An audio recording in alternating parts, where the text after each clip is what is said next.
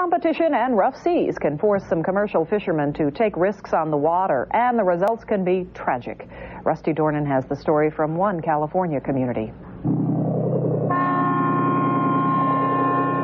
On the now peaceful waters of the Pacific, a final farewell to 4 fishermen lost at sea. 2 weeks ago, the men went out on 2 separate boats fishing for crab. The weather turned that day, high winds and heavy seas. The boats never returned. Days later, searchers found bits and pieces of the vessels.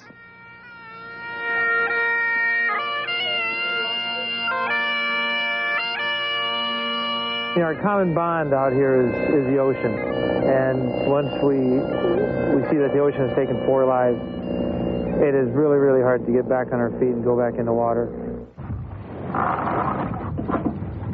Crab boats can be hazardous. The pots make the boats unstable and vulnerable in high seas.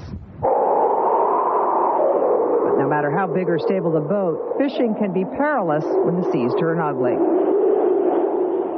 And weather is not the only thing that's unpredictable, not the only thing that often forces fishermen to take greater risks. Strict government regulations along with declining stocks make tough market conditions and overly anxious fishermen. We are taking many more risks than we did years ago when we could fish from Canada to Mexico, and now we're basically fishing in a small pond. Alex Kovac. And now this tightly knit community struggles to cope with its loss. 4 fishermen have called us here today. We miss him dearly, but we're happy that he got to do as much fishing as he did. Still just a way of life, and we all seem to love it or we wouldn't do it.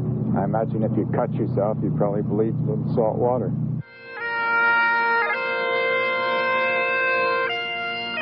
Rusty Dornan for CNN, Half Moon Bay, California.